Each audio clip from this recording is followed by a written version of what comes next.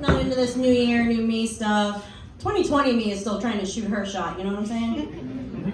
Right before the pandemic, I went through a really bad breakup. I found out my ex-boyfriend had tried to cheat on me. You heard me right, I said tried. It was right before Valentine's Day and he was out of town and he took a girl back to his Airbnb. Yeah, but there was no sexy time, nay. Instead of banging him, she roofied and robbed him. That dude couldn't do a goddamn thing, right? Looking back, there were signs I should have ended it. Like one day he looked me in the eye and said, dead ass, I could be on American Ninja Warrior. Have you guys seen the show? Would you agree that the average IT nerd isn't gonna go on and just beat that wall? I think those guys work out once in a while, that's all I'm saying. Looking back, the breakup was for the best, but at the time I was devastated.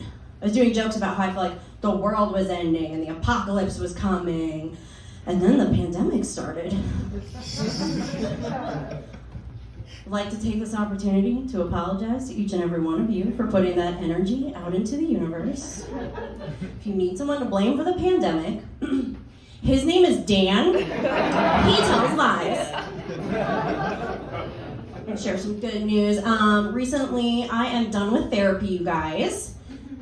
I say that and it's a little misleading. I didn't graduate or whatever happens. I'm not fixed, I just quit. Sorry, let me clarify. My therapist is a lovely woman, but I was seeing her for one thing and one thing only, and I wasn't getting what I wanted out of the relationship. Boys, you know how frustrating that can be, right? Wasn't trying to sleep with her. I was seeing her because my hair was falling out. And she was like, it's stress, you gotta get your stress under control, Jen. I was like, oh, cool, yeah, it's not like there's a plague in the world or anything, it's fine. But then something happened that removed a big chunk of stress from my life. Recently, my dad passed away. Now, before you get too sad, let me tell you, 80 is an excellent run for someone who smoked a pack a day since elementary school. Lucky strikes are strong. Not as strong as my dad.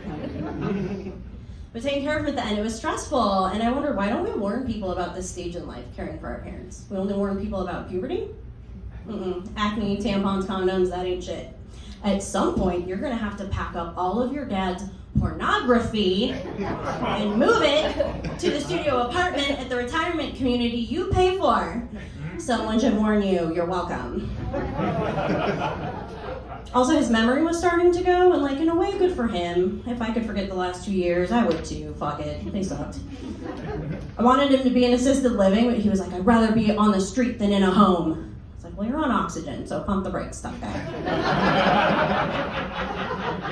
One of my friends asked me, how would your dad feel about you doing these jokes about him? I was like, do you think if my dad paid attention to me, I'd be doing stand-up comedy? If the man paid any less attention to me, I'd be on the pole, baby! No, I went to Catholic school, so I have a huge problem with sex work.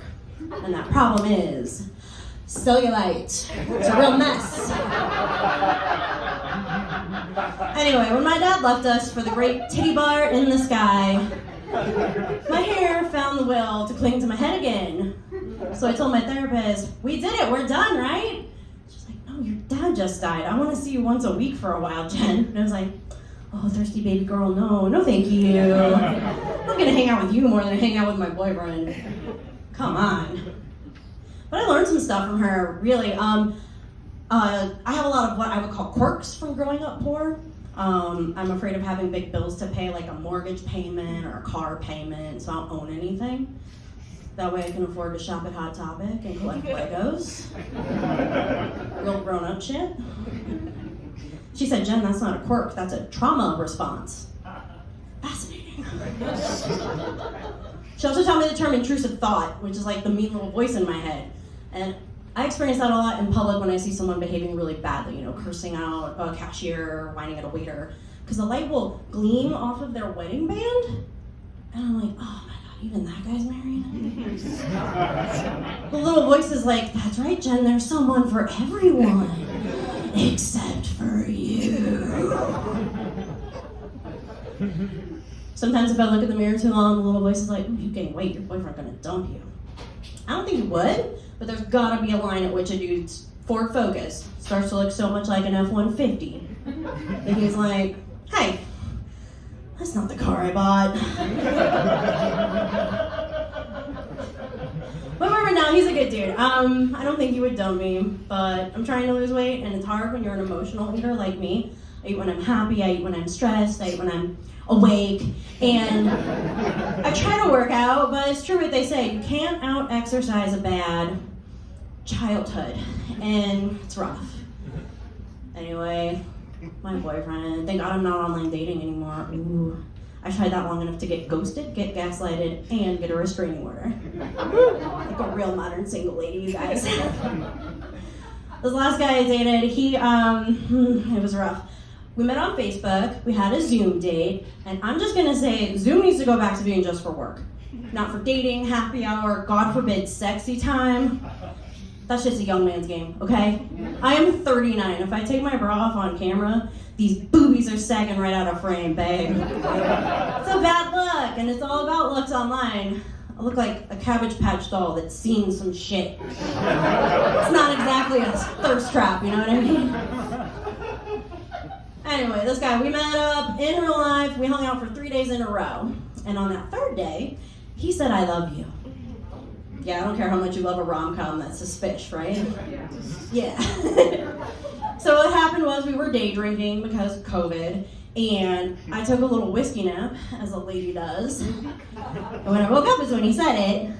And in that situation, if you have high self-esteem, you might think, well, I am a catch. I don't have high self-esteem, I have intrusive thoughts. So I was like, explain. And he said, well, you're talking in your sleep and you said, I love you. And I want you to know I feel the same. I said, I love you in my sleep. Was I dreaming about tacos again? I said, don't worry about it. But he weirdly doubles down and says, you're the most beautiful thing I've ever seen. I am in love with you. Again, I know what I look like. I look like if someone gave a troll doll a gift card to Sephora. Like, it's cute, but relax.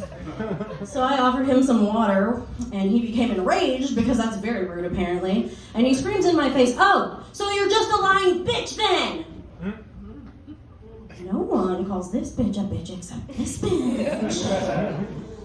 Yeah, so I'm about to kick him out, but his psycho spidey senses go off, switches gears and says, fine, I'm gonna leave my dog here, and I'm gonna go kill myself. That's love, you guys.